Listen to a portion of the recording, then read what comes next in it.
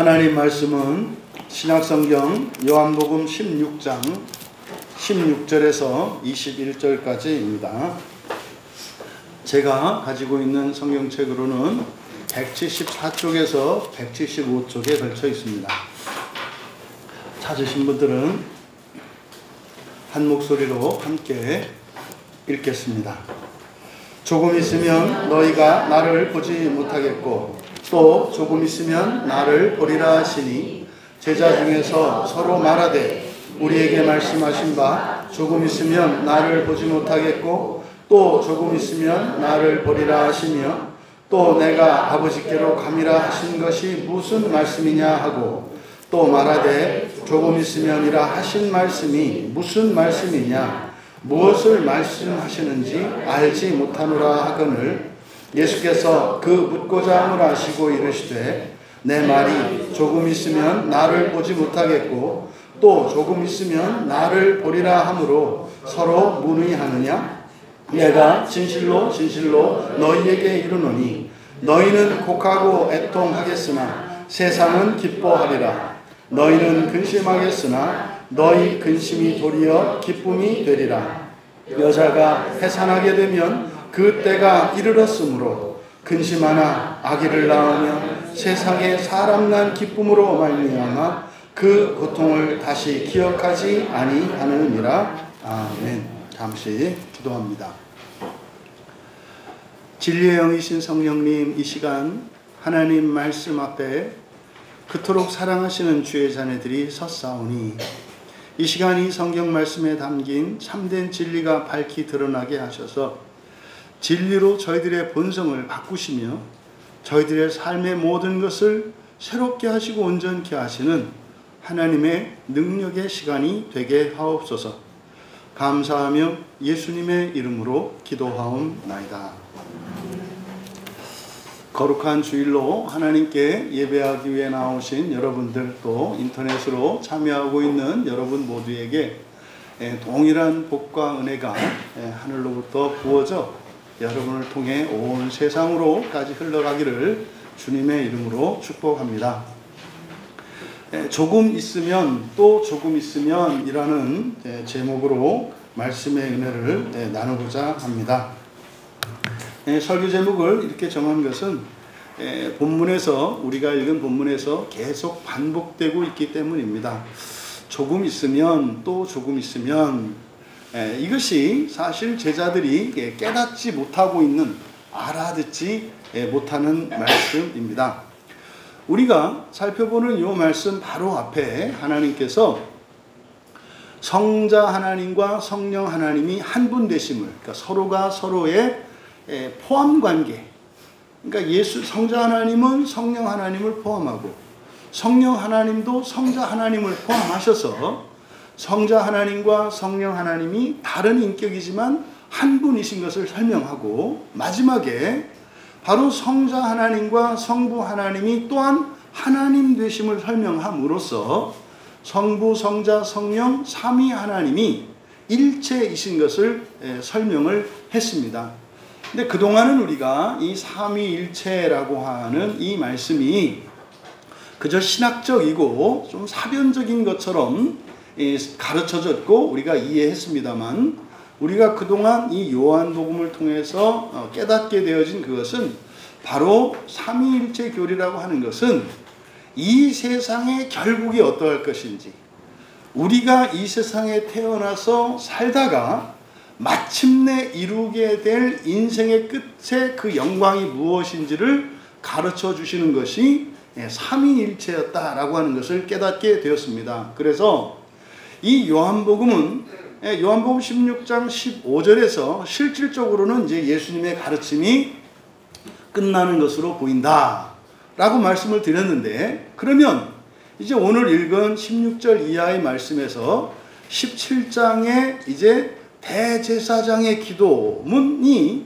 시작되기 전에 있는 나머지 부분, 이것은 사실 앞에서 예수님께서 말씀하셨던 내용들에 대한 보충 설명이라고 보시면 됩니다. 예수님이 말씀하여 주셨지만 아직도 제자들이 깨닫고 있지 못해서 다시 이렇게 보충하는 그런 본문입니다.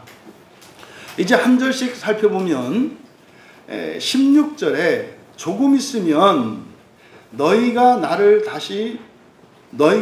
보지 못하겠고 또 조금 있으면 나를 보리라. 지금 여기에서 심각한 성경의 번역상에 누락이 있습니다. 지금 우리말 성경에 빠져 있는 말이 있어요. 헬라어 원문 성경에서는 우케티라는 말이 있는데, 우케티는 더 이상이라는 뜻이에요.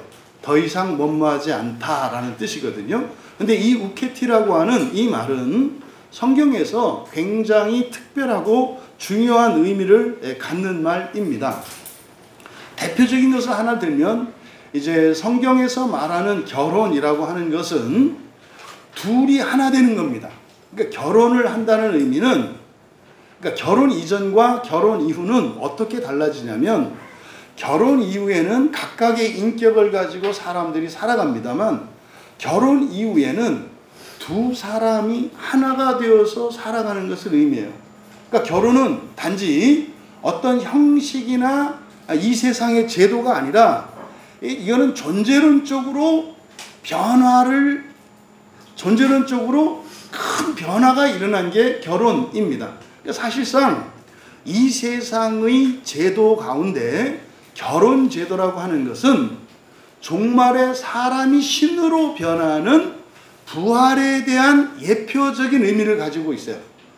그래서 두 사람이 서로 만나 결혼할 때, 이제는 둘이 아니요 할 때 더 이상 둘이 아니다 라는 뜻이에요. 더 이상 뭔 말이다. 이때도 우케티가 사용되거든요.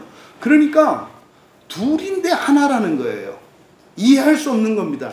그러니까 세상 사람들의 결혼관과 성경에서 말하는 결혼관의 큰 차이는 뭐냐면 존재론적인 연합이에요. 서로 아끼고 돌봐주고 의무를 다하고, 이거는 세상에서도 하는 이야기입니다. 남편의 도리 해야죠. 아내의 도리 해야죠. 그런데 성경에서 이 결혼의 의미는 존재론적인 측면이 있어요. 어쨌든 16절에 그 중요한 말, 우케티란 말이 이제 빠져 있다. 그래서 그대로 직역을 하면, 이제 나누어드린 강의안을 보시면, 조금 있으면 너희가 더 이상 나를 보지 않고. 또 하나 번역상에 문제가 있습니다. 이제 우리말 성경에 번역이 될 때 잘못되어 있는 중요한, 아주 크게 잘못된 것들, 이제 그 여러 가지가 있는데, 그 중에 한 가지가 뭐냐면 못하는 것과 안 하는 것을 그냥 뒤섞어 놓은 겁니다.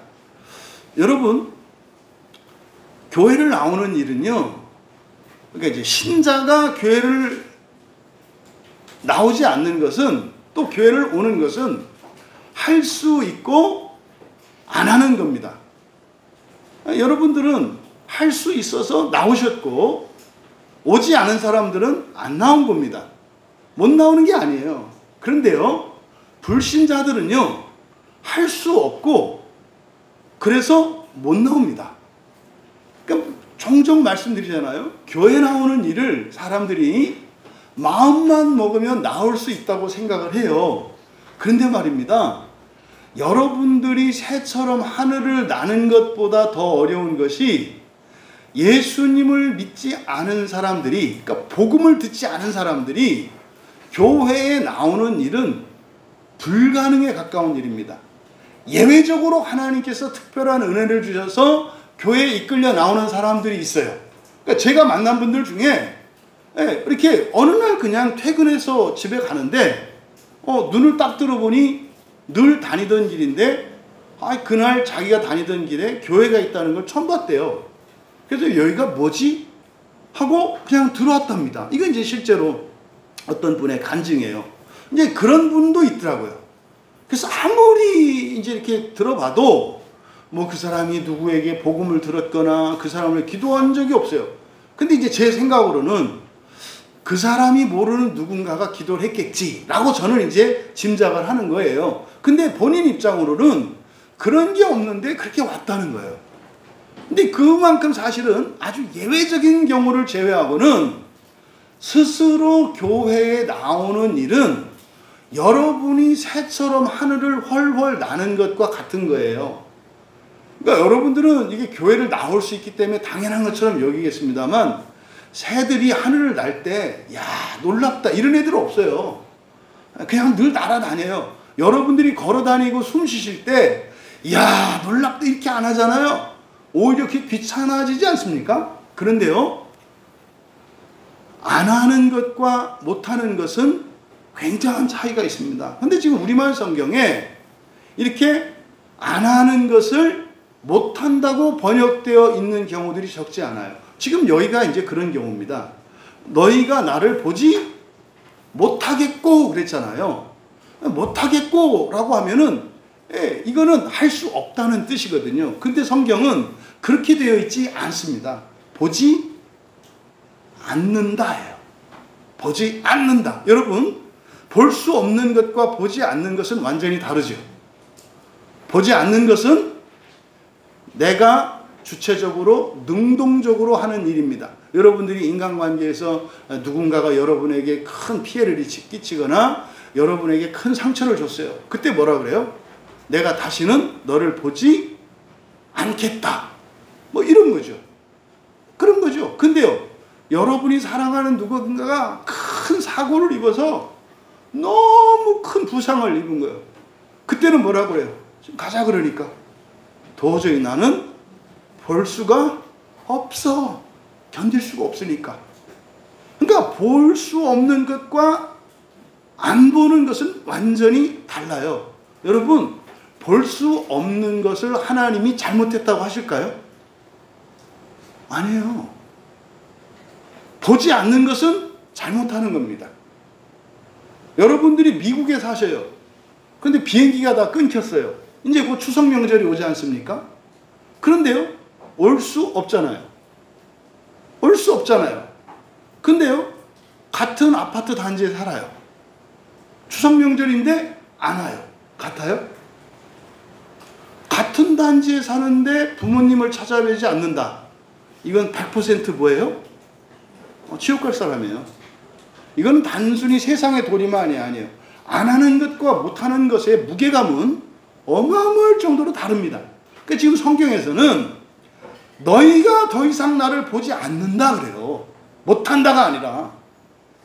여러분, 이해되십니까? 조금 있으면 너희가 더 이상 나를 보지 않는다. 또 조금 있으면 너희가 나를 볼 것이다. 이상한 말씀이에요. 제자들의 입장에서는.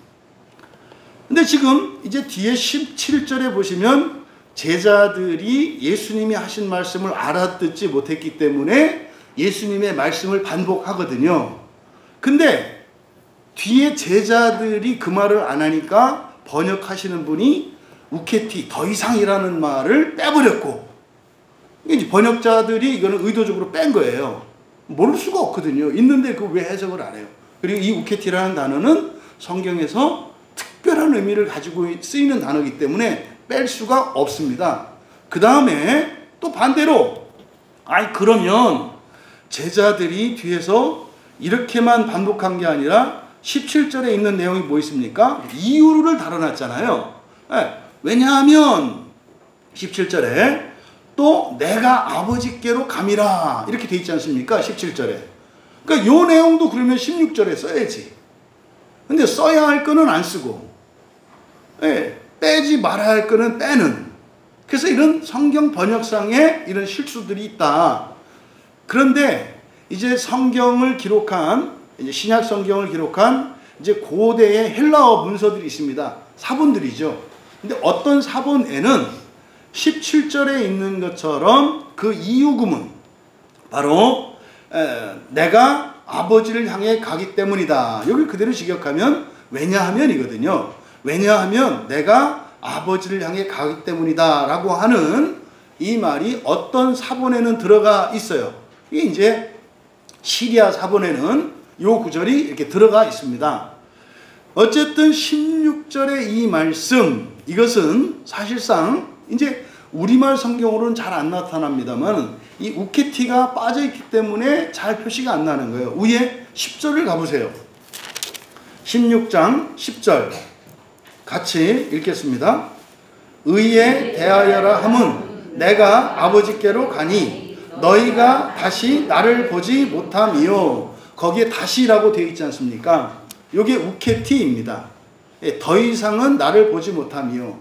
그러니까 16절에서 예수님이 하신 이 말씀은 바로 앞에 의에 대하여 가르쳐 주셨던 10절 말씀을 반복한 거예요.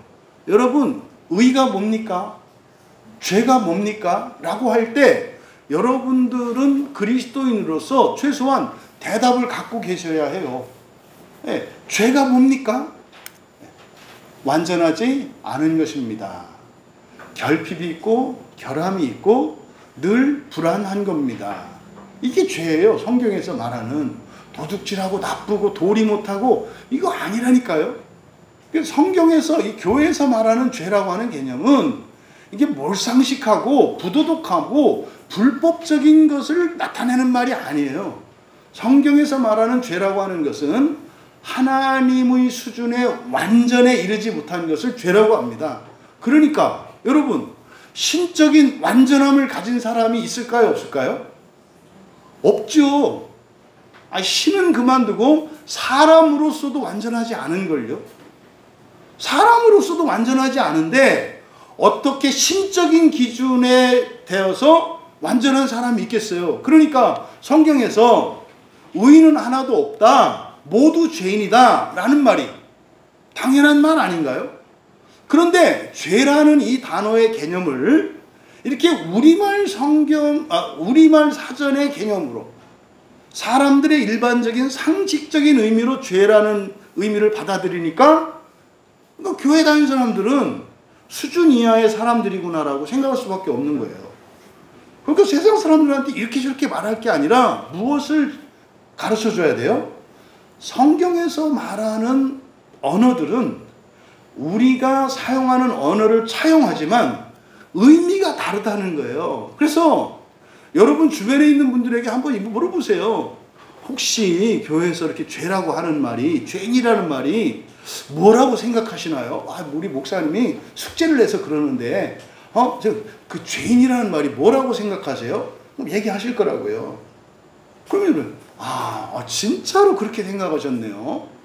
저는 다 아실 거라고 생각했는데 성경에서는 죄인이라고 할 때 그거는 뭐 잘못하고 뭐 부도덕하고 상식 이걸 말하는 게 아니라 건강한 사람도 언제든지 건강을 잃을 수 있고 부유한 사람도 언제든지 가난해질 수 있고 서로 친밀하고 사랑했던 사람이 서로 미워하고 원수가 될 수도 있는 것을 죄인이라고 해요. 그럼 뭐라고 하실 것 같으세요? 내 생각하고 참 다르네요. 여러분, 세상 사람들이 기독교를 오해하고 있는 이유는 기독교인들이 성경을 모르기 때문에 그래요. 그러니까 세상 사람들의 잘못이 아니라 기독교인들이 성경을 모르기 때문이고, 모르기만 한 게 아니라 용감해가지고 무식하면 용감하다. 그래가지고 부끄러운 줄도 모르고 더 부끄러운 짓을 해요. 이번 주 여러분들이 한번 꼭 실천해 보시길 바라요. 죄인이라는 게 뭔지 아시나요? 이렇게. 이런 게 전도예요. 이거는 교회에 나오게 하는 게 전도가 아니에요. 그분들이 고생하지 않아도 되는데 그걸 모르기 때문에 알려줘서 고생하지 않을 수 있도록 하는 거. 그러니까 그들의 유익을 위하는 게 전도지, 우리의 목적을 위하고 우리의 유익을 위하는 게 전도가 아니에요. 어쨌든 지금 여기서 바로 예수님께서 말씀하신 이 내용이 제자들에게는 도대체 알아듣지 못하겠는 거예요. 그래서 이걸 가지고 제자들이 이제 쑥덕거립니다. 17절과 18절에는 접속사가 다 생략되어 있어요. 우리말 성경에는.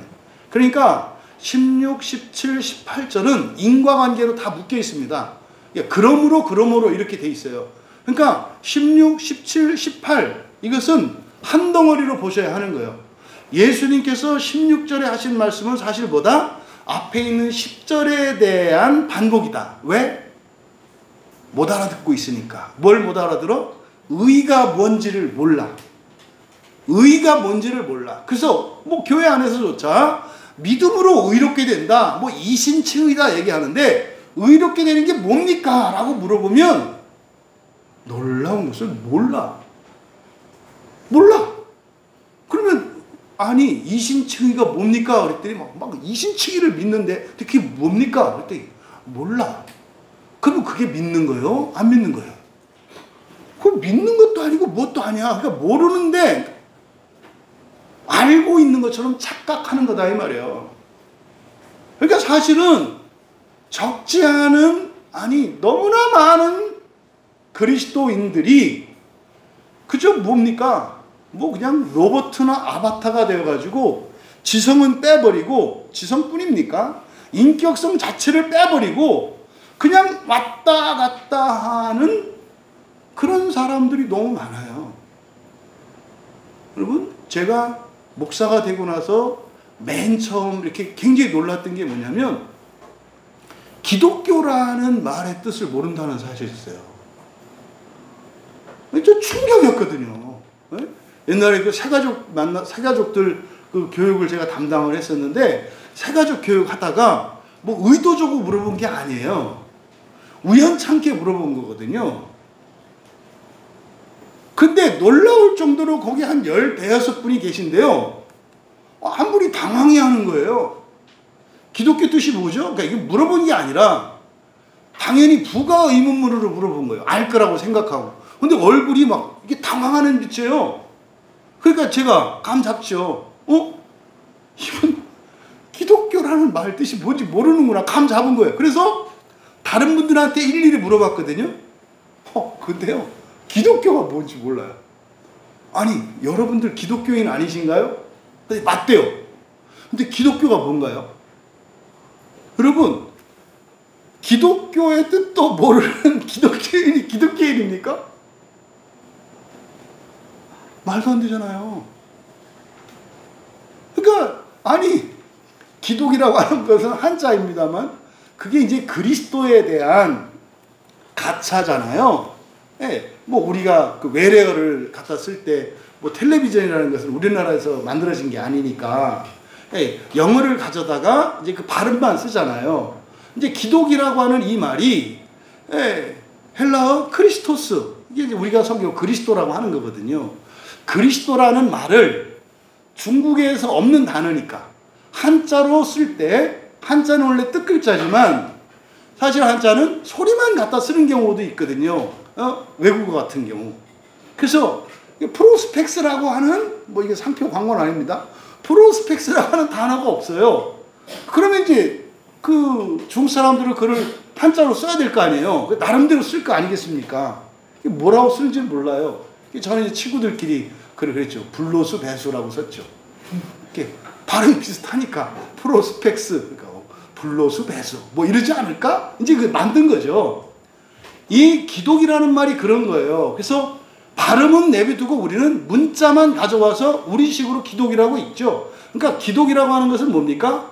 그리스도라는 뜻이에요. 그리스도. 그러니까 그리스도, 누가?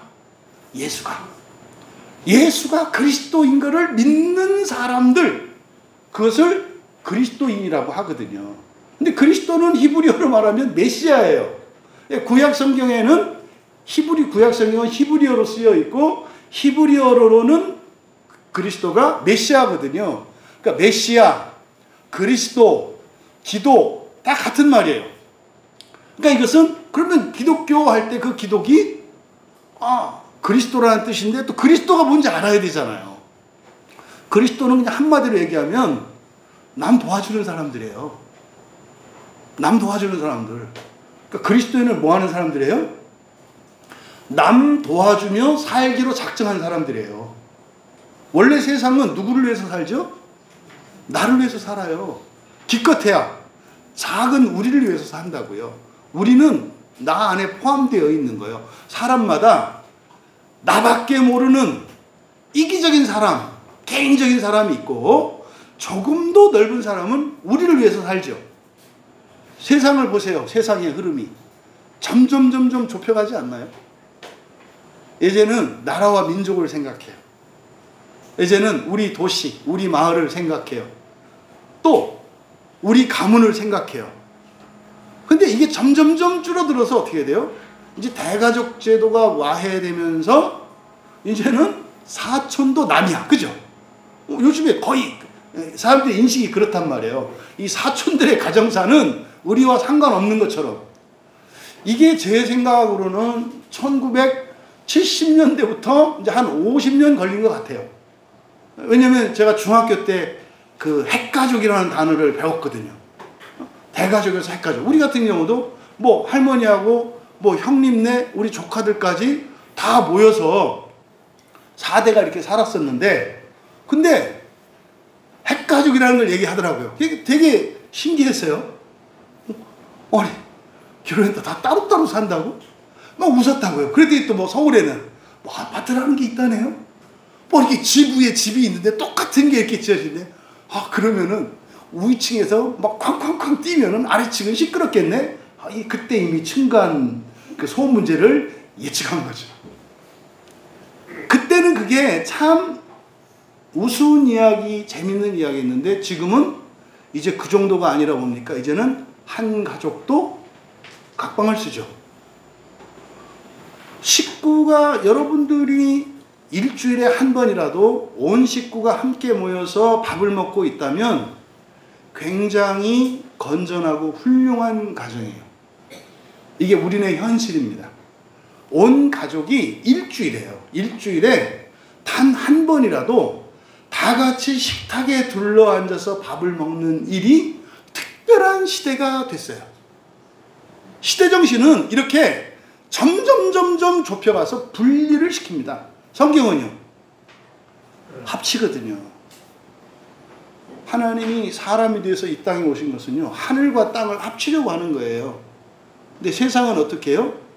계속 쪼개려고 한다고요. 쪼개려고 한다고. 이런 정신을 여러분들이 기억하셔야 돼요. 그래서 의라고 하는 것은 사실은 사람을 신으로 만들려고 하는 하나님의 뜻을 드러내는 말이에요, 성경에. 그래서 의롭다라고 하는 것은 뭐예요? 너는 사람이지만 신이다라는 뜻이에요. 믿어지지 않는 얘기죠. 바로 10절에서 하셨던 의에 대하여라 함은 이 의에 대해서 가르쳐 주시는 말씀인데 못 알아들었어요. 그래서 16절에서 다시 반복하신 거라고요. 그랬는데 제자들은 역시나 몰랐다. 이게 17절과 18절에 그러므로 이렇게 되어 있다고요. 그러니까 17절에 사역한 걸 나눠드린 강의안을 참고하세요. 그러므로 그의 제자들 중 몇이 서로 말했다. 다 말한 건 아니에요. 그들 중 몇이 말했대요. 그러면서 반복하죠. 그런데 우리말 성경에는 더 이상이 생략되어 있기 때문에 예수님이 하신 말씀은 반복한 것처럼 보입니다만 사실은 여기에 제자들이 한 말에는 뭐가 빠져 있다? 우케티라고 하는 더 이상이라는 말이 빠졌다고요. 이건 뭡니까? 사람은요, 듣고 싶은 것만 들어요. 듣고 싶은 대로 들어요. 그래서 말한 사람의 내용, 진심과 듣는 사람이 기억하고 그 사람이 이해한 것은 거의 같지 않습니다. 거기에는 누락도 있고 또 확대되고 과장되는 것도 일어납니다. 그래서 우리가 항상 대화를 할 때 조심할 것은 뭐예요? 확인하는 게 중요해요. 내가 무언가, 특히 여러분들이 어떤 일을 하실 때는 여러분이 하신 일을 상대방에게 전했으면 확인해야 합니다. 내가 지금 뭐라고 했지? 이렇게 확인을 해야 돼요. 그래서 그 사람이 말해온 놀라운 것은 뭔가를 빠뜨린다는 사실이에요. 그래서 확인하는 일이 일할 때는 반드시 필요해요. 그러니까 가정에서도 이런 일들이 필요합니다. 게다가 거짓 감정이 있기 때문에 어떻게 돼요? 왜곡된 거거든요. 하라고 했는데 하지 말라고 한 거로 들리고요. 사랑한다고 했는데 미워 죽겠다라는 말로 들려요. 그러니까 이게 얼마나 오해가 많은지 몰라. 그래서 대화할 때 여러분들이 조심할 것은 여러분이 말했다고 해서 상대방에게 그대로 전달되었다고 생각하지 마라. 아닌데요. 저 그때 확인했는데요. 어떻게 하셨죠? 알아들었지? 네. 그거는 모르고 하는 말이라고. 자기 뜻대로 자기 마음대로 알아들었다는 얘기지 그대로 들었다는 얘기가 아니다 이 말이에요. 이거 확인하셔야 돼요. 선생님들 철칙 있잖아요. 막 설명하고 자, 다 이해했지? 네 선생님. 다 거짓말이에요.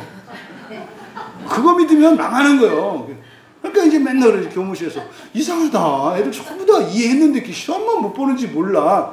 선생님들은 반드시 확인해야죠. 반드시. 이 제가 중간중간 묻는 이유도 그런 의도라고. 여러분들이 막 눈 반짝반짝 해가지고 그냥 다 알아듣는 것처럼 아멘, 아멘 하지만 저는 믿을 수가 없어요. 왜? 이거는 그냥 알고 모르고의 문제가 아니라 여러분 구원의 문제고 여러분 인생이 달려있는 문제라서. 근데 지금 17절에 뭐가 빠져있다? 더 이상이라는 말이 빠져있어요. 굉장히 심각한 누락입니다. 더 이상이라는 말이 빠져있어요. 그 나머지는 같습니다. 그런데 그러므로 그의 제자들이 서로 말했다. 이건 무슨 뜻이에요? 못 알아들었다는 뜻이에요.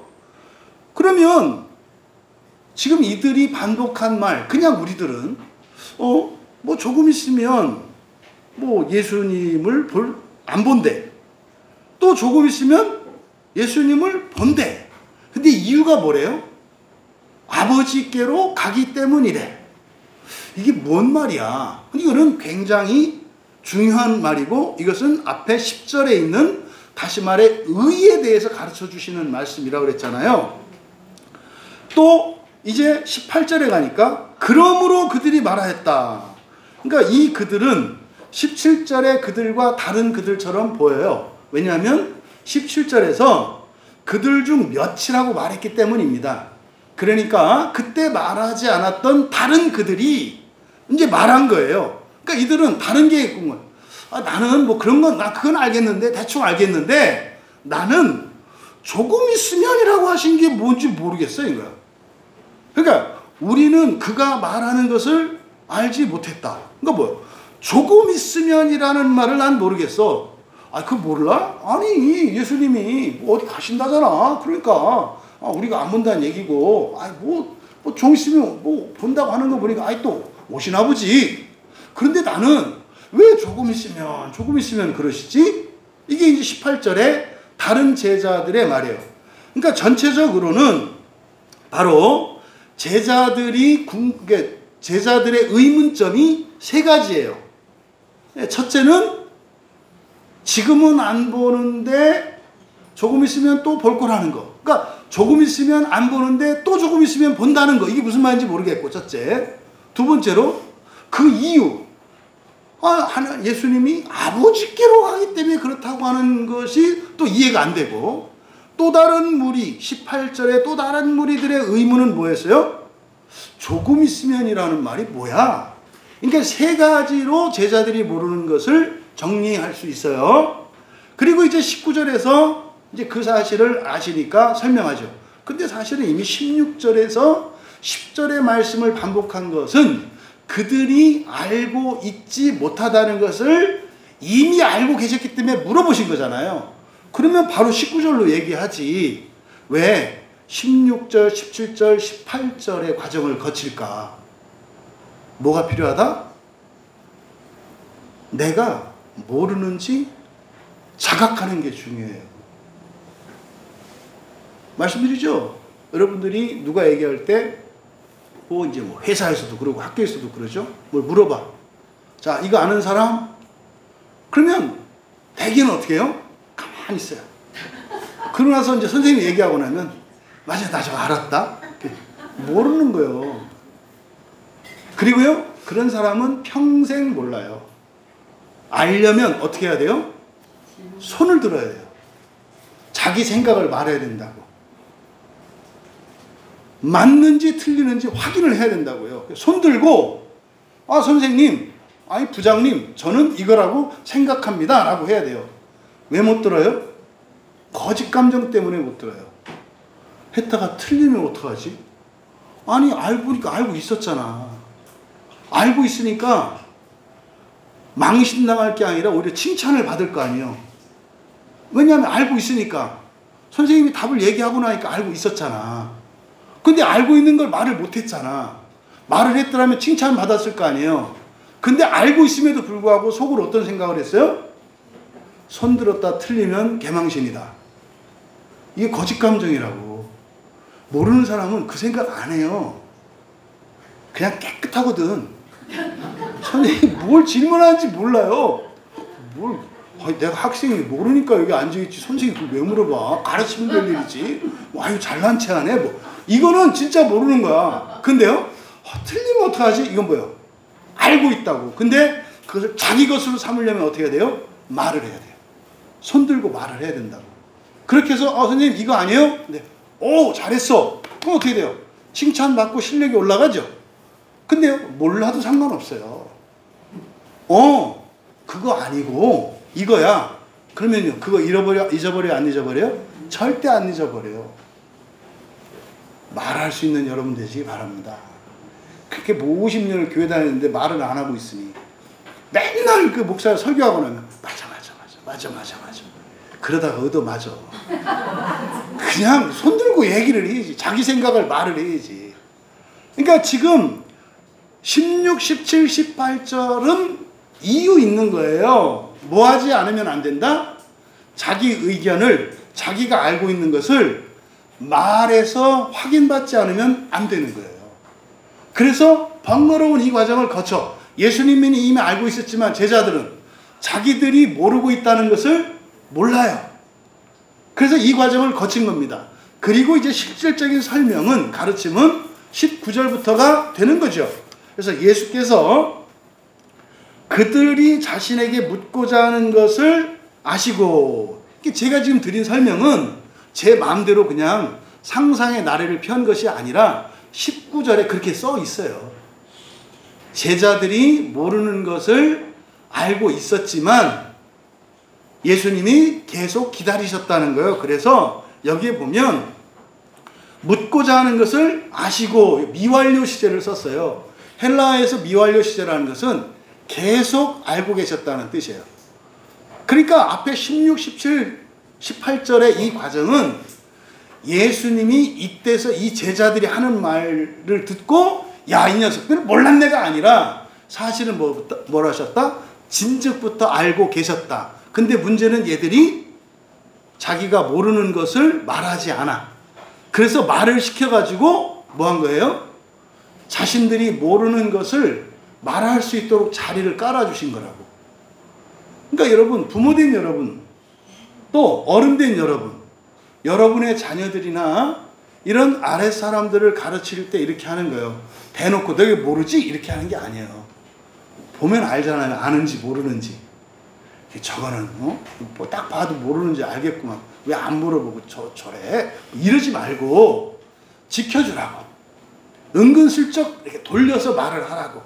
그러면 수줍게 얘기를 해. 사실은 잘 모르겠어요. 알긴 아는데 제가 아는 것도 같고 모르는 것도. 이렇게 해서 인격적으로 상하지 않도록 하시라고. 그리고 나서 설명을 해줄 때 그것이 제자들의 것이 돼요. 그래서 이제 19절에서 설명을 하는 거예요. 이것을 바로 19절에서 묻고자 하는 것을 아시고 할 때 아시고가 미완료 시제로서 진즉부터 계속해서 알고 계셨다는 거예요. 이제 그들에게 말씀하셨다. 너희가 조금 있으면 나를 보지 않고 또 조금 있으면 나를 볼 것이라고 내가 말한 것에 대해서 서로 묻고 있니? 그러니까 이제 마치 아는 것처럼. 니들이 이거 몰랐던 거야?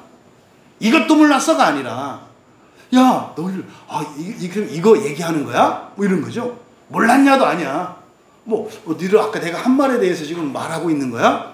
끼어 들어오잖아요. 눈높이를 낮춰서 들어와야 돼요. 그러니까 이거 얘기하고 있는 거야? 이렇게 쑥 들어오잖아요. 제자들이 그러니까요. 이거 무섭거나 수치스럽거나 그러겠어요? 그러지 않겠어요? 그랬어요. 주님 껴줄게요. 이거 봐. 지들이 배워야 될 건데 지들이 생색내잖아. 껴줄게요. 이렇게 하셔야 된다고. 엄마, 아빠, 그래, 이렇게 껴줄게요. 근데 여러분은 속으로, 아이고, 놀고 있네. 이러면 안 되지. 가르치는 게 목적이니까. 이게 들어가시는 거예요. 낮은 자리로 들어가시는 거예요. 그들 눈높이가 돼야 그들이 말을 들을 수 있어요. 앞에서처럼 놓치지 않고 더 이상이라는 말을 놓치면은 이게 예수님이 하신 말씀의 의미를 못 알아들어요. 그러면 이제 여러분들은 오늘 이후로는 아셔야 되는 거예요. 이때는 몰랐지만, 그러니까 너희는 나를 보지 않는다. 지금 예수님이 그러잖아요. 제자들이 놓친 말을 지적하시는 게 아니라 어떻게 해요? 제자들이 하는 말을 반복해요. 16절에 우리말 성경에 빠져 있지만 제자들은 그걸 놓치고 있다고 그랬잖아요. 그러니까 더 이상이라는 말을 안 했다 했잖아요. 그러니까 대번에 가르쳐 주시는 게 아니야. 그래 어떻게 해요? 제자들 얘기를 그대로 받아. 그러니까 어떻게 해요? 밑으로 내려가서 올라오는 거죠. 그들의 수준으로 내려가는 거죠. 그래서 제자들의 얘기를 반복하십니다. 그러면 이제 여기서 예수님이 너희가 나를 보지 않는다라고 제자들이 한 말을 반복했습니다만, 사실 예수님이 지금 가르쳐 주시는 것은 무엇을 가르쳐 주시는 거예요? 16절과 10절에서 해서 했던 의에 대한 말이에요. 의에 대한 말이 뭐라 했습니까? 너희가 더 이상은 나를 보지 않는다. 이게 무슨 말일까요? 이게 저 같은 목사들한테 설명하라고 매뉴얼을 이제 성령께서 가르쳐 주시는 거죠. 그러면 너희가 더 이상 나를 보지 않는다. 이게 무슨 말일까? 우리는 성경 뒤에 얘기 다 아시잖아요. 제자들이 더 이상 예수님을 보지 않는다는 게 이제 잠시 뒤에는 어떤 일이에요? 예수님이 체포되실 때 도망가는 거예요. 도망가는 거라고. 그러다가 십자가에서 돌아가시니까 어떻게 돼요? 아예 떠나가죠. 헛된 걸 믿었네. 배교를 말하는 거예요. 야, 이거 예수 믿어도 소용없네. 아, 속았네. 그러니까 너희가 나를 보지 않는다. 이거는 뭐예요? 너희들이 나를 보지 않을 거라는 거예요. 왜? 잡혔고 죽었으니까 끝났지. 인생 역전 한번 시켜보려고 믿고 그냥 내 재산에 뭐에 다 걸고 쫓아다녔는데 아이고 망했네. 뭐 살아있으면 좀 기대라도 할 텐데 죽어버렸네. 그러니까 지금 나를 보지 않는다라고 하는 이것의 지상적인 의미는 이제 잠시 뒤에 뭐 조금 있으면요, 몇 시간 있으면 유다가 이제 군병들을 이끌고 이제 잡으러 올 거거든요. 그때 제자들이 예수님을 안 본다고, 도망가느라고. 그 정도가 아니라 이제 십자가에 달려서 죽고 나면 어떻게 한다고? 아예 고향으로 다 떠나간다고. 그건 뭡니까? 기독교 신앙을 버린다는 뜻이에요. 이게 그런 의미죠. 그럼 여러분, 사실상 그런데 이거를 종말론적으로 보면 바로 앞에 있는 내용이 뭐라고 그랬어요? 15절까지 내용이 삼위일체에 대한 내용이라고 그랬죠. 원래 하나님은 어떤 분이시다? 성부 하나님과 성자 하나님과 성령 하나님이 한 분 하나님이에요. 그런데 창조된 이후로 성부, 성자, 성령은 그때부터 어떻게 됐어요? 찢겨 있다고, 이렇게. 찢겨 있다고. 그러니까 완전한 하나님이 찢겨 있다고. 그 가르침을 앞에서 주셨단 말이에요. 그러니까 지금 제자들이 이 세상에서 예수님을 본 것은 사실은 하나님의 일부를 본 거죠. 그렇잖아요. 그러니까 여기서 더 이상은 나를 보지 않을 거야 라고 하는 이것의 종말론적인 의미는 그러면은 뭘 봐요? 완전한 하나님을 볼 것이고, 사실은 예수님이 지금 하늘로 올라가시는 목적, 아버지께로 가는 목적이 뭐라고 그랬어요? 또 다른 보혜사 성령을 보내주실 거라고 그랬죠. 그럼 너희들은 나를 보는 게 아니라 누구를 볼 거라고? 성령을 볼 거라고. 그러니까 나의 몸을 보는 게 아니라 나의 영인 성령을 볼 거라고. 이게 이제 오순절 성령 강림 사건에 곧 일어나요. 그러니까 너희가 나를 보지 않는다라고 하는 이것은 제자들의 측면에서는 예수님을 배신하고 떠나갈 걸 말하는 거고, 예수님 편에서는 뭐예요? 내가 나의 성령을 보내줄 거라는 말씀이라고. 이 두 가지 의미가 한데 섞여 있어요. 또 조금 있으면 나를 볼 것이다. 그랬잖아요. 또 조금 있으면 나를 볼 것이다. 그러니까 이게 이제 그 설명이죠. 좀 있으면 나를 본다는 게 바로 그런 뜻이라고요. 이때 그러면은 그 성령이 누구다? 나다. 그 성령이 나다. 이 말씀을 하시는 거라고. 그러면 제자들의 입장에서는 또 다시 본다는 게 어떤 뜻이에요? 웬걸 죽은 줄 알았던 예수가 살아났네. 도망왔는데 웬걸 찾아왔네. 그러니까 제자들의 입장에서 조금 있으면 너희들이 나를 볼 것이다 라고 할 때 이것은 가깝게는 죽으시고 장사되은 지 셋째 날, 금요일 날 돌아가시고 토요일 밤 지나고 셋째 날이에요. 3일이 아니라 셋째 날에 살아나신 거예요. 그게 일요일이에요. 그래서 일요일 날 예배를 드린다고요. 네. 어제까지는 예수님이 죽어 계셨잖아요. 그런데요, 주일에, 일요일에 살아나셨잖아요. 그러니까 예수님을 만나려면 언제 와야 돼요? 그래서 주일에, 일요일에 예배를 드리고 일요일을 주일이라고 하는 거예요. 그래서 주일이라고 하는 거죠. 그러니까 일요일을 주일이라고 부르는 사람들은 무엇을 믿는 사람들이에요? 예수님이 죽으셨다가 셋째 날 살아난 것을 믿는 사람들이 일요일을 주일이라고 한다고요. 그래서 일요일에 교회에 나오는 거예요. 왜? 살아나신 예수님을 만나려고. 이거예요. 사도들은 다 토끼였어요. 튀었어요. 근데 여러분들은 나왔잖아요. 그러니까 성경에서는 마리아가 찾아갔잖아요. 그러니까 여러분들이 최소한 누구 수준은 넘는다? 사도들 수준은 넘는다. 자꾸 사도들이 여러분보다 낫다는 생각하지 마. 여러분들이 훨씬 사도들보다 영적으로 성숙해 있어요. 근데 뭔 사도를 따라가? 에? 그러니까 자꾸 이제 여러분들이 어릴 적 생각하면 어렸을 때가 무조건 행복한 줄 알아. 철이 없어서 그랬지. 어릴 때가 행복하지 않았어? 한번 가봐. 겨울에 막 손 트고, 맨날 양말 빵꾸난 거 다 신고, 그 창호지 달린 분 막 뚫린 거 또 풀쳐. 그렇게 한번 살아봐. 지금 좋은가? 그냥 생각이지. 지금이 좋아요? 옛날이 좋아요? 지금이 좋은 거예요. 지금이 좋아요? 미래가 좋아요? 미래가 좋은 거예요. 그리스도. 이게 세상 사람과 그리스도인 사람들의 인생관의 차이예요. 그리스도인은요, 오늘보다 내일 더 좋아요.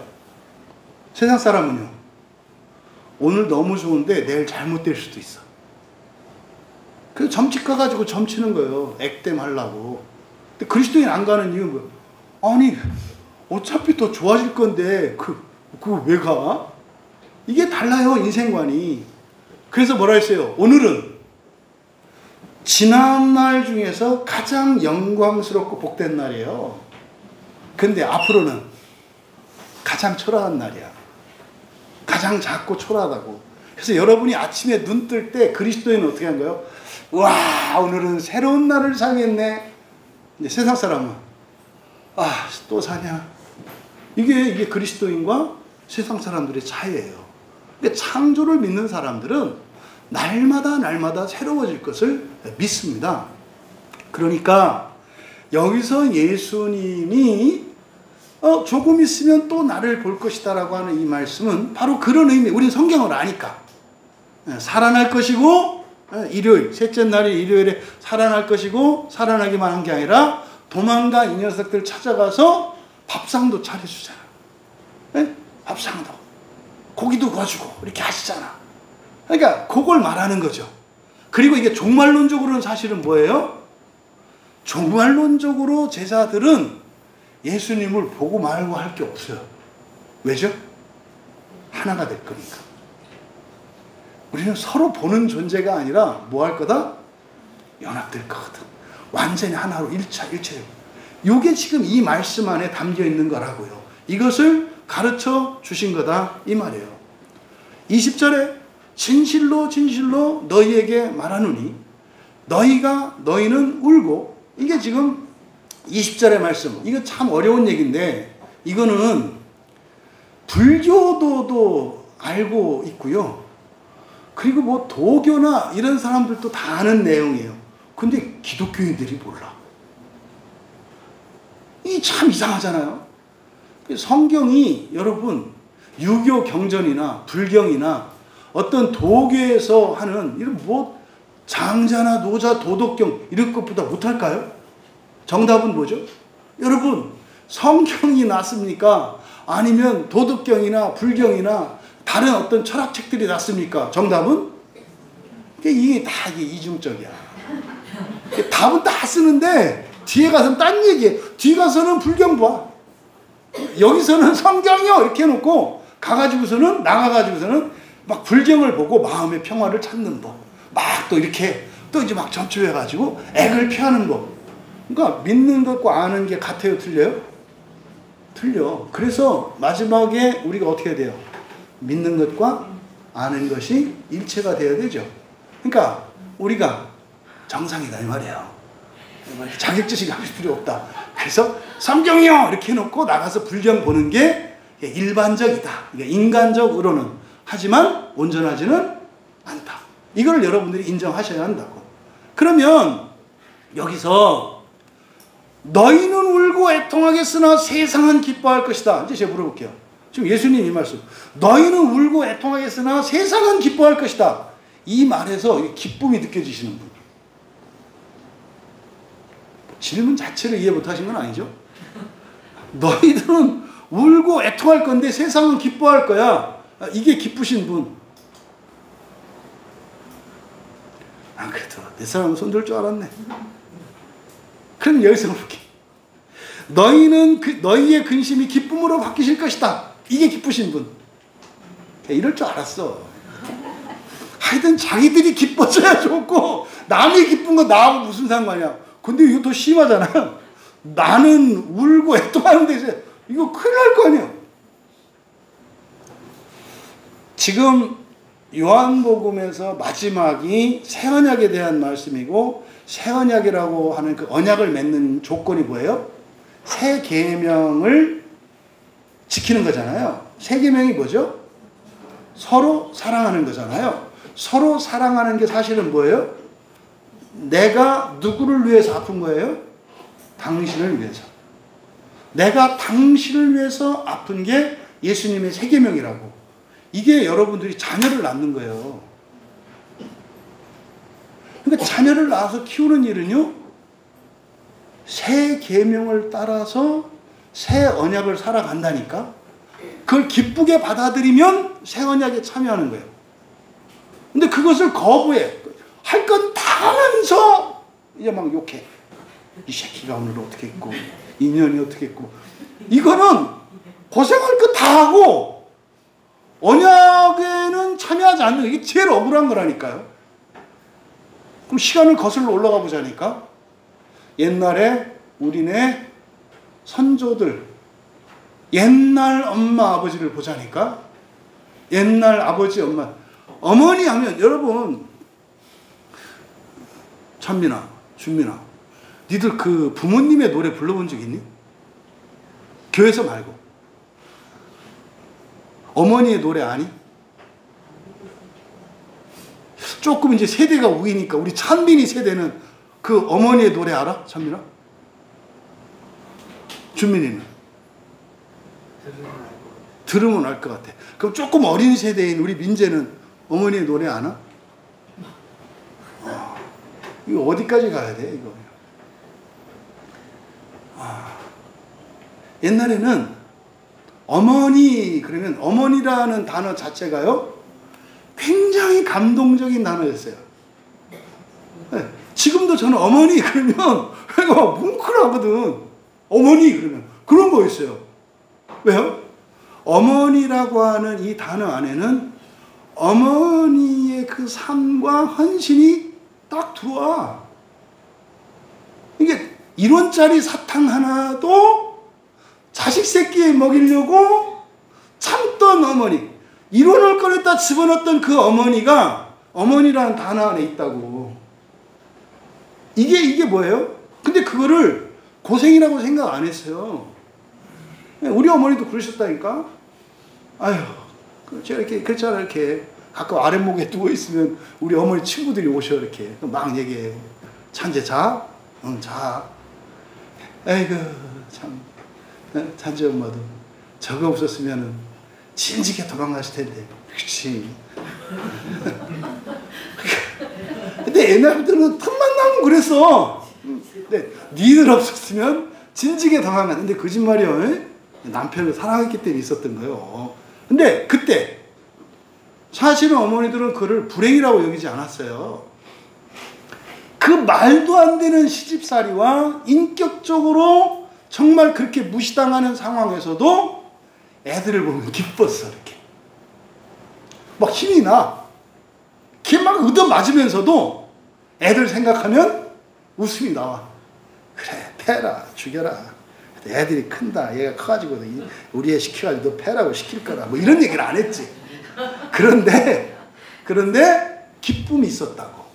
어머니 지금도 그래요. 그러니까 지금 아이들에 정말 마음 아프고 미안한 게 감동이 없어요. 지금 애들은. 그러니까 어머니를 붙들고 어머니 그러면은 밤에 공부하다가 졸려서 자려고 하다가도 엄마 생각해서 공부 한 자 더 한다니까요. 응? 엄마 말 생각나거든. 시험 망치고 와도 막 뭐라고 안 해. 그래도 찬재야 몸 상할라. 그 마음이 이렇게 남아. 그래서 어떻게 해요? 나가서 바람 쐬고 세수하고 와. 그럼 또 세수하고 바람 쐬고 오면 또 잠이 더 잘 와. 자기는 하는데 근데 어떻게 해요? 그게 있었다고. 이게 뭐예요? 이게 새 언약이에요. 이게 새 언약이라고. 누군가를 위해서 참고 견디는 것을 기뻐하는 게 새 언약이라니까. 우리나라에 기독교가 들어오기 전에 조선시대 고려 올라가 보세요. 여러분 삼국시대 가보세요. 뭐 신라의 화랑 있지 않아요? 화랑? 화랑들한테 물어보면 뭐라 그래요? 최고의 기쁨과 최고의 영광이 뭡니까? 왕을 위해서 내 나라와 민족을 위해서 이 한 몸 바치는 겁니다. 이게 뭐예요? 이게 새 언약이라니까? 오늘날 그리스도인들한테 물어봐요. 당신은 당신 주변에 있는 누군가를 짐을 대신 지고 그들의 아픔을 기쁘게 받아들일 수 있습니까? 미쳤어요? 당신은 새 언약 밖에 있군요. 두고 볼 일이요. 우리나라에 기독교가 들어온 시점을 기준으로 했을 때 이 다음에 지옥을 거치지 않고 하나님 나라에 가는 사람들의 숫자를 기독교가 들어오는 시점을 기준으로 해서 이전과 이후를 봤을 때 제 생각에는 이전이 더 많을 것 같아요. 교회가 들어온 뒤에는 원래 더 많아져야 되는 거 아니에요? 근데 오히려 교회 들어오기 이전에 기독교가 우리나라 들어오기 이전에 우리의 조상들이 더 많이 첫째 부활에 참여할 것 같은 것은 저의 잘못된 생각입니까? 근데 역사책을 보고 이런 걸 아무리 공부를 해도 그리고 오늘날 그리스도인의 삶을 보면 자꾸 확신이 강해져. 자, 이기적이고 저밖에 모르고 이타적인 건 고사하고 너희의 애통과 슬픔을 기뻐하는 세상 사람들처럼 이렇게 보여. 자기가 싫어하는 사람이라 그래가지고 막 사고당하고 안 되면 기뻐해. 여러분 무서운 거예요. 아픈 건 내가 좋아하는 사람이든 싫어하는 사람이든 아픈 건 안 된 일이에요. 망한 건 안 된 일이에요. 그거는 친분관계가 상관이 없어요. 근데 누구는 아프고 망하는 게 잘 된 일이고 누구는 나쁜 짓 해도 좋은 거예요? 아니요, 그러면 안 돼. 사랑하는 가족을 잃었으면 위로해줘야 되는 거예요. 슬픈 거예요. 그 사람이 천하의 도둑놈이라 하더라도 사랑하는 자식을 잃었잖아. 그럼 마음 아프지 않아요? 도둑놈은 도둑놈이라 하더라도 자식 잃은 슬픔을 위로해줘야지. 이게 그리스도인이에요. 근데 오늘날 그리스도인들을 보면 잘 그런 것 같이 안 해서 우리 교인들은 빼고 제가 이거는 자부심을 가져요. 우리 광야교회 교인들은 안 그런 거 알아요. 근데 일반적으로 그리스도인이라는 사람들이 그렇지 않다고. 그러니까 여러분, 이게 지금 사실은 슬픔과 기쁨의 역설이거든요. 슬픔과 기쁨의 역설. 나의 슬픔이 당신의 기쁨이 된다면 기꺼이 슬퍼지리다. 나의 고통이 당신의 영광이 된다면 내가 기꺼이 더 큰 고통도 감수하리라. 밑에 엄마가 사랑하는 아들에게 딸에게 쓰는 편지.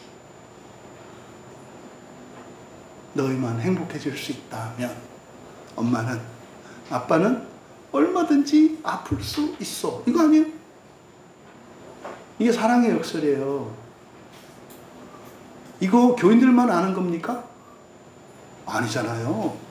상식 있고 교양 있는 일반 사람들도 다 아는 거예요. 근데요, 그리스도인들은 왜 이 모양이 됐을까? 우리의 말씀에 변질이 일어난 거예요. 상식 이하의 사람이 돼도 괜찮다는 종교적 정당성을 얻은 거예요. 이거를 거짓 교사라고 해요. 이게 마귀가 하는 짓이라고 해요. 여러분, 예수를 믿으면요, 더 인간적이고 더 따뜻해지고 더 성실해지고 이렇게 가는 거예요. 정상적으로는 더 마음이 넓어지고 포근해지고 이런 거예요. 편협해지는 게 아니라. 추석에 딱 이번 명절에 뭐나? 어머니, 나 교회 다니시는 거 아시잖아요. 그게 무슨 말이야? 제사 안 지내면 갈게요. 천하 호로자식 같으니라고. 이거 무조건 지옥이에요. 내가 사실은 며느리 얘기하려다가 며느리들이 많아서 내가 아들을 바꾼 거예요. 어떻게 해야 돼요? 이번에도 못 오지? 아니요, 어머니, 이번엔 갈 거예요. 죄송해요. 아니, 안 와도 되는데 또 불편하잖아. 아니요. 교회 갔는데 그따위로 살면 지옥 간다네요. 이렇게 해서 그 어머니가 뭐라고 그랬어요? 그래? 그러면서 동네에 있는 십자가 달리 보이는 거예요. 아, 예수님이 사람들을 바로 잡으시고 좋은 거구나, 이렇게 하는 거라고. 근데 제가 교회 권상가 아시잖아요. 교회 땅 근처 가기도 싫어. 내 며느리, 내 아들 다 뺏어갔잖아요. 그 잘못된 거라니까. 그러니까 여러분, 당하는 거예요. 당해주고 사는데 그거를 막 이렇게 억울해하고 악심을 품는 게 아니라 그걸 뭐예요? 기뻐하는 거라니까. 이게 새 언약이에요. 그럼 보세요. 이렇게 살고 싶은 사람 미쳤어요? 그냥 내 아들, 딸 위해서, 내 남편, 내 아내를 위해서, 내 부모, 형제를 위해서 사는 거 오케이. 거기까지는 오케이. 근데 아주 보기 싫은 그 사람을 위해서 내가 미쳤어요? 그래서 천국과 지옥, 낙원과 지옥을 믿지 않고 최후의 심판을 믿지 않는 사람들은 예수님이 말씀하신 새계명과 새언약은 미친 짓이에요. 어리석은 짓이에요. 아니, 왜 손해를 보고 살아요? 왜? 잘못된 거지.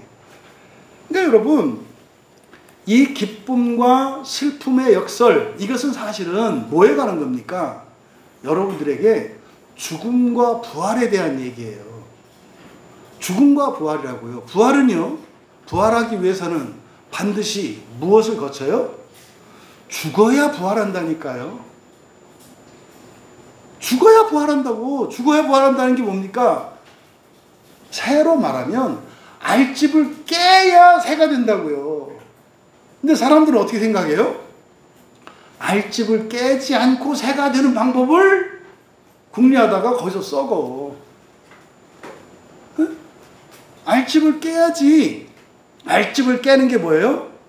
그게 죽음이거든요. 육체의 죽음. 근데 육체의 죽음을 우리의 삶으로 가져오면 뭐가 돼요? 슬픔과 고통이 되는 거예요.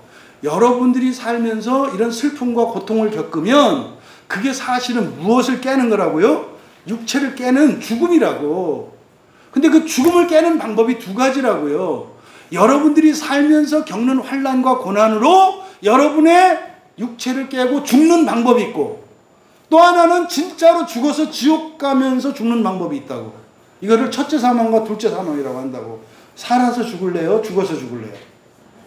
살아서 죽는 것이 복돼요. 우리 광야교회 교인들은 살아서 죽는 것을 기쁘게 여길 수 있는 복된 여러분 되시기 바랍니다. 그러니까 여러분을 아프게 하고 힘들게 했던 누군가 잘못한 거예요. 그 사람은 잘못한 거예요. 근데 여러분에게는 그 사람들이 나에게 잘못했지만 그 잘못이 여러분에게는 뭐가 돼요? 유익이 된다고.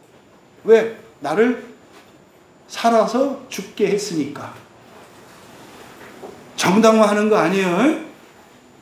나쁜 짓 한 거 정당화하는 거 절대로 아니에요. 나의 입장을 말하란 말이에요. 그럼 여러분이 두려워할 일과 꺼려할 사람이 있겠어요? 없겠어요? 없잖아요.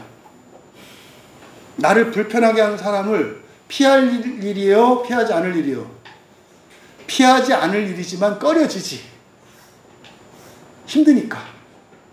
그래도 어떻게 해라? 그 의미를 알면 가라. 그래서 어떻게 해라? 당해라. 나도 마음 아파요. 그게 뭔지 아니까. 그래도 당해라. 왜? 살아서 죽기 위해서. 살아서 죽기 위해서. 이게 죽음과 부활의 역설이에요. 슬픔과 기쁨의 역설이에요. 고통과 행복의 역설이에요. 근데 여러분, 그리스도인은 말입니다. 이 대목에서 너희는 울고 애통하였으나 세상은 기뻐할 것이다. 근데 현실적으로 이때 당시 제자들의 입장에서 현실적으로 예수님이 하신 이 말씀의 1차적인 역사적인 배경에서 하는 의미, 이때 세상은 기뻐한다는 게 너희는 울고 애통하겠으나 세상은 기뻐할 것이다. 이게 어떤 의미일까요? 예수님을 사람들이 미워했잖아요. 제자들은 예수님을 엄청 좋아하고 사랑하잖아요. 그리고 팔자 한번 바꾸겠다고 했잖아요. 그리고 실제로 예수님 제자들은 볼품 없는 사람들이었어요. 뭐 베드로는 배도 있고 한 거 보니까 뭐 이렇게 뭐 돈도 좀 있고 그랬던 것 같아. 그때 당시에 배 한 척이면 선주면은 있는, 요새도 배 한 척 있으면은 못 사는 거 아니잖아요. 제법 살았던 사람이야. 근데 그래 봐야 물고기 잡는 어부에 불과하거든. 천한 직업이거든. 그런데요, 예수님 제자 되고 나서 이 12사도가 어떻게 됐어요? 폼 잡고 살았어요. 왜? 생각해보세요. 막 엄청난 사람들이 막 예수님 보려고 오는데, 절로. 여러분, 제가 막 어마어마한 세계적으로 유명한 인사가 됐어. 그래서 매 주일마다 교회 올라가면 막 번호표 뽑고 막 이렇게 해야 된다고 그러고. 여러분, 이제 그때 가관도 아닙니다. 번호표 앞에서 그냥 나 교인이에요. 딱 이러고 들을 거 아니에요. 사람들은 막 이러고 폼나게 살았어요. 그뿐입니까? 제자들에게 권세를 주셨잖아. 손 얹고 기도하면 병이 나. 죽은 사람이 살아나. 그러니까 예수님뿐만 아니라 사도들이 가도 사람들이 따라와요. 왜? 거기서 그 능력으로 유익을 얻을 수 있는 게 많으니까. 그런데 엄마 어쩌면 좋아? 예수님 죽어버렸네. 그러니까 어떻게 해요? 그러니까 여기서 너희는 울고 애통하겠으나라고 할 때 이건 당시의 역사적 배경에서 현실적으로 말하는 거예요. 제자들의 울고 애통하는 이유가 뭘까? 뭐 성경은 얘기하고 있지 않으니까 생각해 볼 일이에요. 생각해 볼 일이라고. 어쩌면요, 그동안에 누렸던 거 이제 다 없어졌으니까 그것 때문에 울고 애통할 수도 있을 것 같아. 충분히 그럴 수 있지 않아요? 여러분들이 사람들이 막 그렇게 좋아하는 최고의 회사를 다녔는데 회사가 부도났어. 그때 여러분 애통해야 할 거 아니에요. 회사가 망해서 애통한 것도 있지만 이제 여러분 밥줄이 끊겨서 애통해 하잖아. 그러니까 충분히 생각할 수 있잖아요. 그러니까 이 제자들의 울고 애통하는 것이 그런 거일 거라고. 근데요, 세상은 기뻐한대. 뭐요? 그때는 예수님 좀 만나자고, 한번 좀 이렇게 닭 한 마리 들고 갔더니 베드로가 닭 가지고 어디 뇌물 쓰려면 쫓아냈던 어떤 뭐 실제 있는지 없는지 몰라요. 그래가지고 제자가 그렇게 해서 무시당했던 어떤 사람이 있어. 그때 그 사람 어떻게 할 거예요? 쌤통이다 이러지 않겠어요? 쌤통이다. 이게 사실 그런 얘기거든. 역사적 맥락에서는. 더 사실 그뿐입니까? 예수님이 그냥 죽는 게 아니라 누구에 의해서 죽어요? 그 사도들에 의해서 죽거든요. 내부 고발자에 의해서. 가룟 유다가 고발을 하고 게다가 제자들이 다 튀어서 죽잖아요. 지키자면 지켰겠지. 다 도망갔잖아요.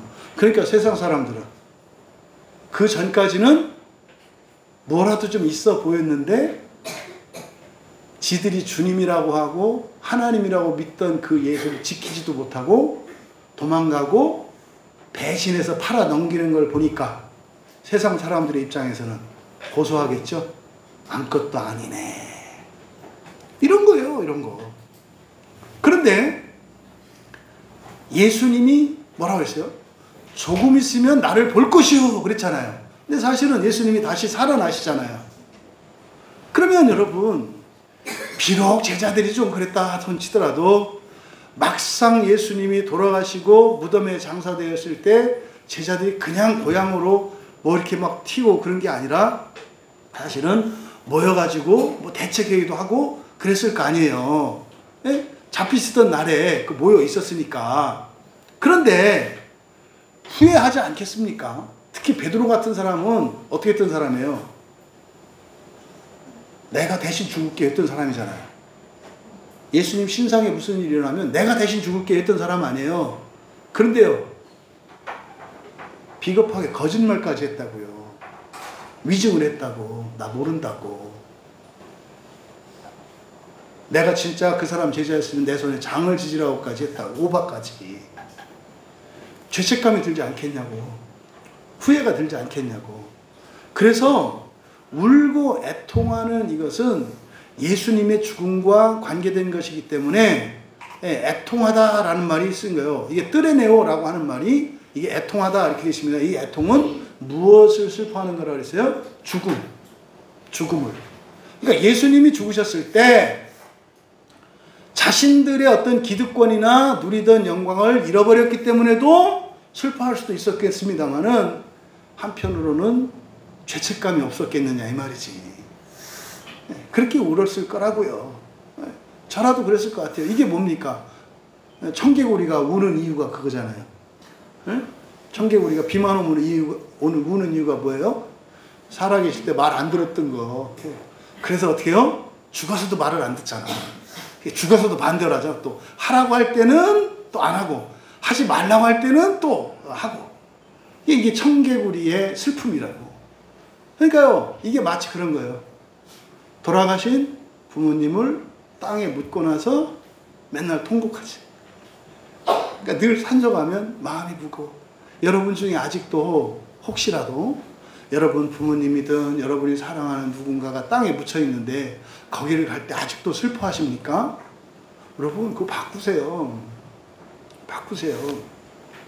그때는 슬펐을지 몰라도 이제는 그 슬픔을 뭘로? 부활의 기쁨으로 바꾸셔야지. 이제는. 그럼 여러분, 그런데 이제 뒤에서 예수님이 하신 말씀, 그 전에 세상은 기뻐할 것이다 라고 하는 이것을 영적으로 정말론적으로 보면 사실은 뭡니까?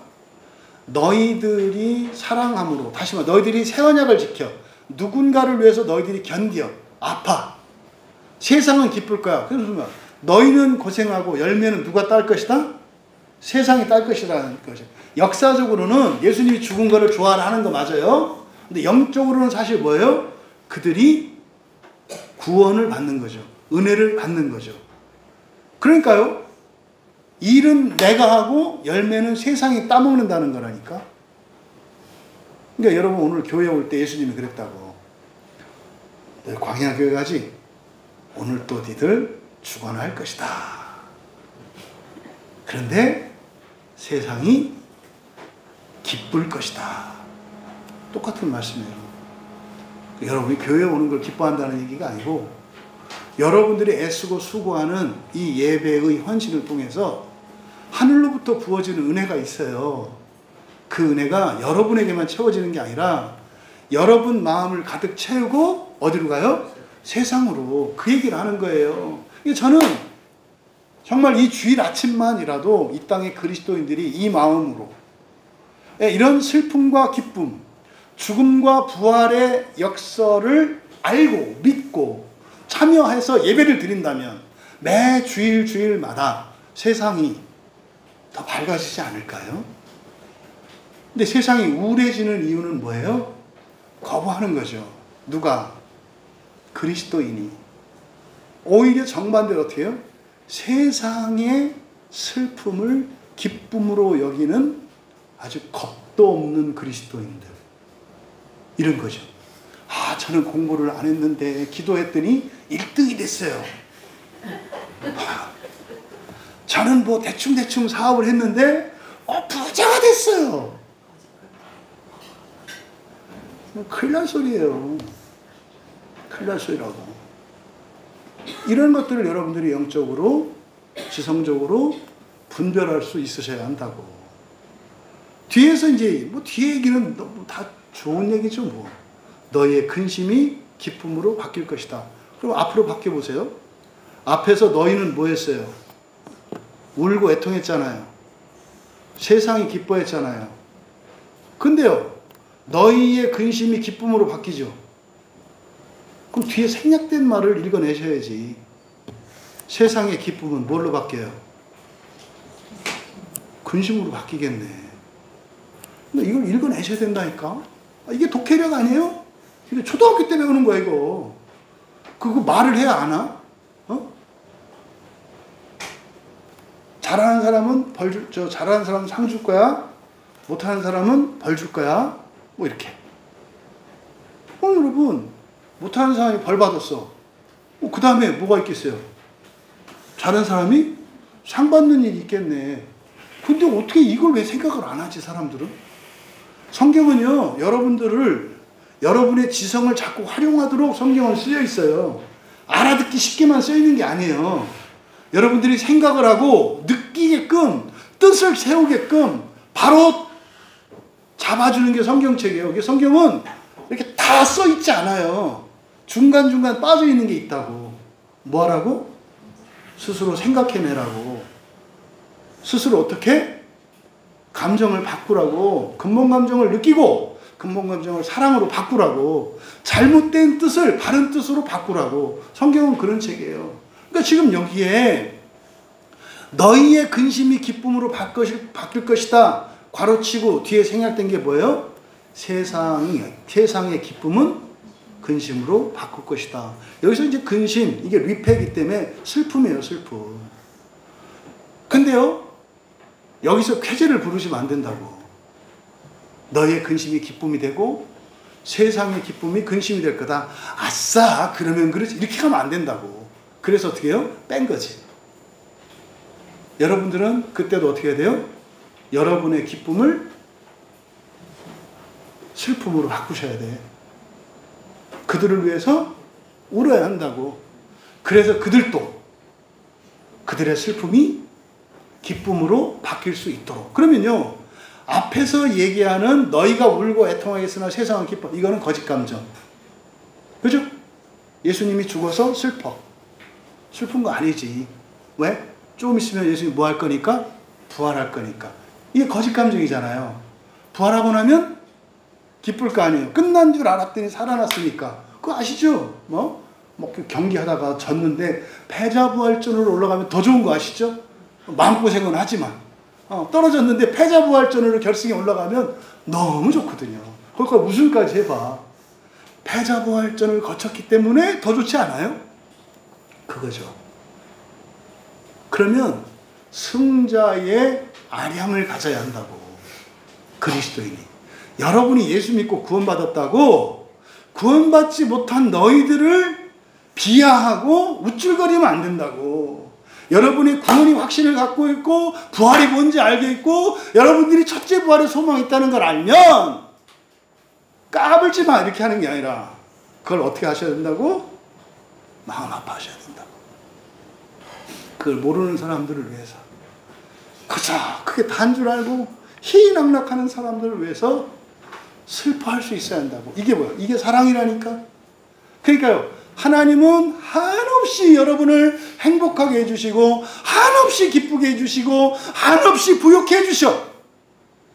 여러분이 지금까지 겪었던 모든 슬픔과 아픔은 기쁨으로 복으로 바뀔 줄 믿습니다. 이게 슬픔과 기쁨의 역설이에요. 근데 그게 다가 아니라고. 그때 그것을 어떻게 해요? 선한 고난으로, 알지 못하는 거짓 감정에 빠져있는 거짓된 것으로 안정감을 누리는 이들을 살리기 위해서 다시 스스로 슬픔 속으로 들어갈 수 있는 여러분 되시기를 바랍니다. 왜? 그 사람들이 거짓 감정에서, 거짓된 인생에서, 헛된 것에서 벗어나 참되고 영원한 인생으로 나갈 수 있도록 하기 위한 것이죠. 여러분, 세상은요, 기독교인들이 기독교인답지 않게 살 때 기뻐해요. 여러분들이 막 세상에 쫄고 막 이렇게 발발 떨고 이럴 때 기뻐해요. 거짓 감정이라고. 그것 때문에 여러분들이 분노하거나 미워하지 마세요. 거짓 감정이라고. 중요한 거는 당신이 그것을 불행하다고 여기는 거예요. 여러분들이 박해를 받고 불이익을 받고 그걸 불행하다고 생각하는 거예요. 핵심은 여러분의 그 슬픔이 기쁨으로 바뀔 것이라고 하는 것을, 죽음이 부활이 된다는 것을 믿고 소망으로 가져라. 그러면 거짓 기쁨에 빠져있는 이들이 그게 헛된 것임을 깨닫고 그들도 당신처럼 영원한 불멸의 완전한 기쁨의 인생으로 바뀔 것이다. 여러분, 제자들은 예수님이 잡혀가고 십자가에 죽으실 때 낙심했지만 다시 살아나셔서 찾아오시고 또 40일 동안 위로해 주시고 달래고, 그리고 승천하실 때, 그리고 성령이 그들에게 임했을 때, 이 제자들은 더 이상 죽어도 두려울 것 없는, 오히려 다른 사람들을 살리기 위해 나의 모든 것을 아낌없이 내어주어도 기뻐할 수 있는 사람들이 된 것을 기억하시기 바랍니다. 여러분 인생 가운데에도 이런저런 슬픔과 어려움이 일시적으로 올 수 있어요. 근데 그 어떻다? 조금이라고. 조금 있으면. 그래서 예수님이 21절에 여자의 해산하는 비유를 말씀하세요. 21절은 다음 주에 이어서 다시 한번 설교를 하겠습니다만, 여자가 해산할 때 슬퍼하나 이것은 그녀의 때가 이르렀기 때문이다. 그러나 아이를 낳으면 사람이 세상에 태어난 기쁨으로 인해 그 고통을 더 이상 기억하지 않는다. 이거는 이제 부모들의 기쁨이잖아요. 그러니까 특히 이제 만삭이 된 엄마들이 이제 출산할 때가 되면 두렵다고요. 그걸 이제 슬픔이라고 해요. 슬픔이라는 건 뭡니까? 근본 감정을 사랑으로 승화시키지 못하게 하는 역기능이에요. 슬픔은.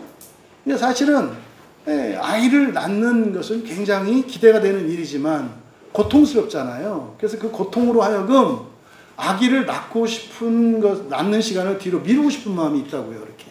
이게 슬픔이에요. 그런데요, 그렇게 두렵고 떨리고 그랬었는데 나서 탁 안고 보면 어떻게 돼요? 그게 싹 사라진다니까. 딱 사라진다고. 물론 이제 그 대목에서 이제 미워하는 남편의 눈을 닮았으면 이제 좀 다를 수 있는데, 그러니까 사실은 요 얘기를 하는 거죠. 근데요, 여기서 이 말씀을 하신 것은 단순한 해산의 고통을 지난 뒤에 산모가 겪는 기쁨만을 말하는 게 아니에요. 왜? 성경에서 여자를 거론할 때는 여자는 누구에 대한 은유예요? 교회예요. 교회. 그래서 교회는요, 해산의 고통을 겪고 아이를 낳는 곳이에요.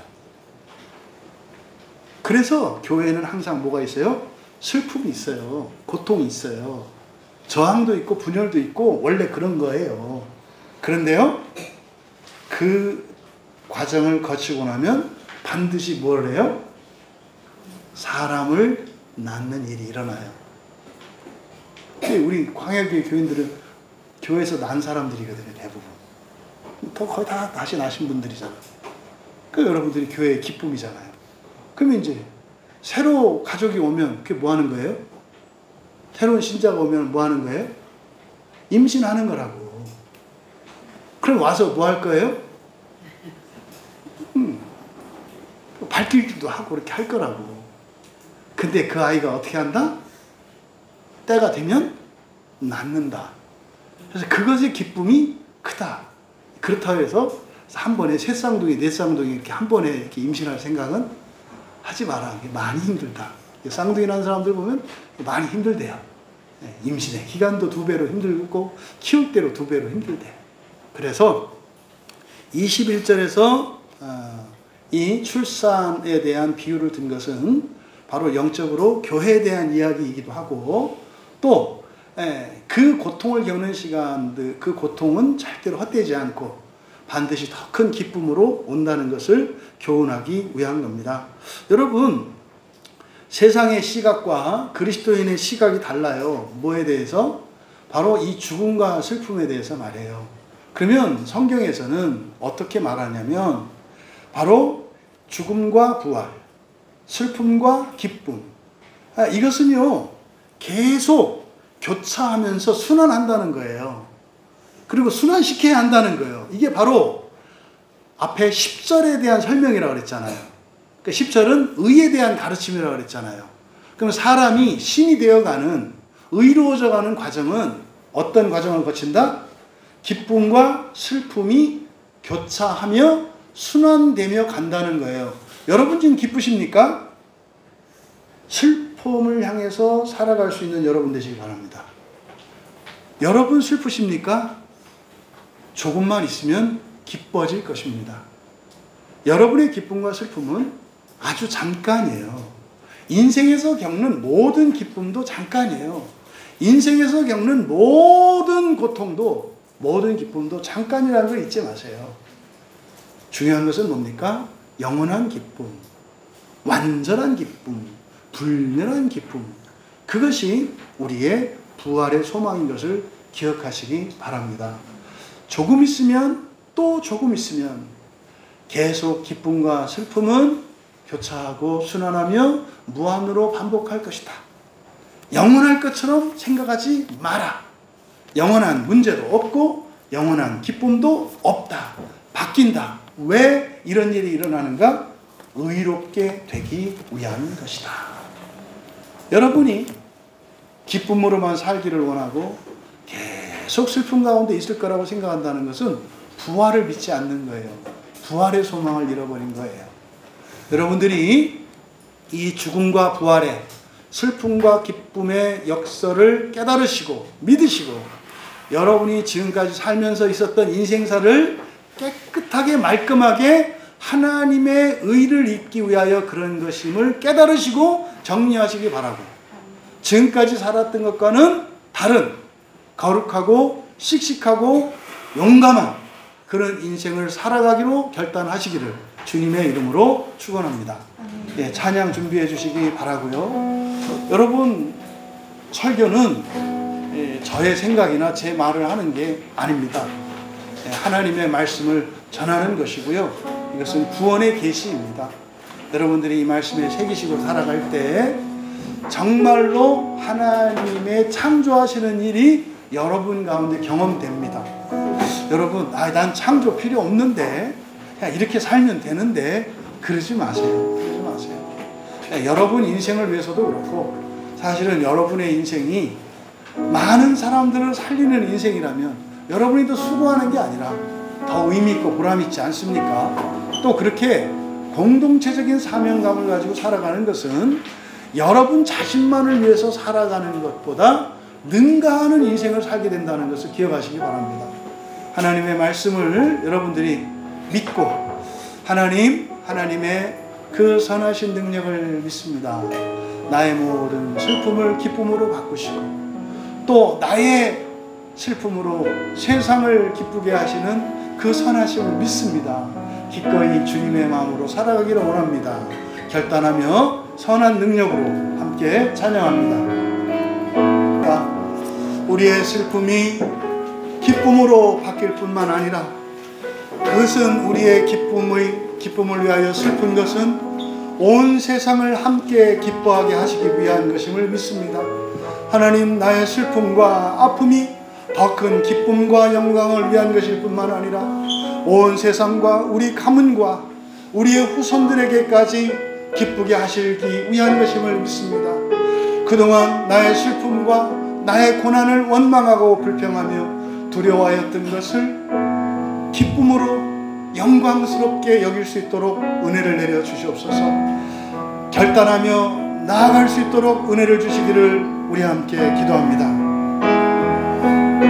존귀하신 하나님, 하나님께 간구하옵는 것은 이 자리에 참여한 모든 이들이 인생을 살면서 겪었던 모든 아픔과 슬픔이 참으로 귀하고 거룩하고 숭고한 것이며 복되고 영광스러운 것임을 깨닫게 하여 주셔서 아프고 힘들 때, 외롭고 수치스럽고 두려울 때 노심초사하시는 부모의 마음으로 하나님이 늘 함께 하셨던 것을 깨닫게 하여 주시고, 또한 그 모든 슬픔과 아픔을 더 큰 복과 기쁨으로 바꾸기를 원하시는 하나님을 신뢰하게 하여 주셔서 어쩌면 저들이 지금껏 마땅히 누렸어야 할 그 슬픔의 열매들을 모두 찾아 누릴 수 있게 하여 주시고, 또한 우리가 겪는 슬픔과 불행이 온 세상의 기쁨을 위한 것임을 자랑스럽게 여기고 영광스럽게 여길 수 있도록 은혜를 내려주셔서 세상 사람들이 두려워하는 불행과 아픔과 그런 슬픔을 두려워하지 않게 하시고, 오히려 하나님을 우리를 기쁘게 하실 때 오히려 기쁘게 하신 그것으로 선한 고난에 참여하며 이웃을 살리고 가족을 살리고 가문을 살리고 온 세상을 살리기 위해 살아가는 그리스도의 제자의 삶으로 나아가게 하옵소서. 감사하며 예수님의 이름으로 기도하옵나이다.